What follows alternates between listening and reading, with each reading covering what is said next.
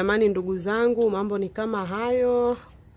Sasa hivi tuna ubuyu wa vanilla, tuna ubuyu wa orange na wananasi pia upo tayari, japo hatujafunga.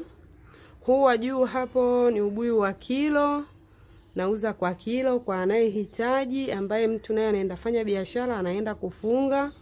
Na huu hapa pia nauza jumla na rejareja. Rejareja kikopo chetu hichi kimoja ni shilingi 500. Unajipatia kikopo chako kimoja kwa shilingi 500. Hiki kwa yule mwenzangu ambaye anataka kufanya biashara, na muuzia kikopo kimoja shilingi 400.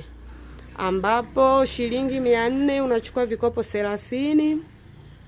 Vikopo 30 ni sawasawa na shilingi 12,000. Wewe ukiuza kwa shilingi 500 unaenda pata shilingi 15,000, faida yako inakuwa ni shilingi 3,000. Karibuni wateja zangu, mambo ni moto. Unachagua ladha na kupikia ubuyu unaopenda. Ubuyu ndo kama huo.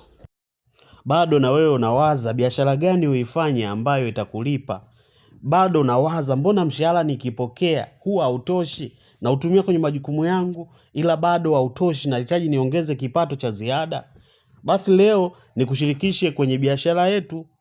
Karibu ujifunze ubuyu wa Zanzibar ambao utatengeneza, hautakaa sokoni kuuza, japo utautengeneza na kuuza kwa jumla. Karibu sana kwenye darasa letu la ubuyu wa Zanzibar. Unauzwa ndoo ndogo, unauzwa 35,000, sado 18,000, ndoo kubwa 65,000 hadi 70,000. Ukijiweka tu kwenye kuuza kwa jumla, utauza kwa jumla na utapata wateja wengi sana. Karibu sana kujifunza kwetu. Tunafundisha tekniki zote za jinsi ya kupika, mambo ya kuzingatia wakati wa kupika, jinsi ya kuuza na vitu kadha wa kadha. Naitwa Mwalimu Salanga na kusanua fursa. Karibu sana, nikutakie siku njema.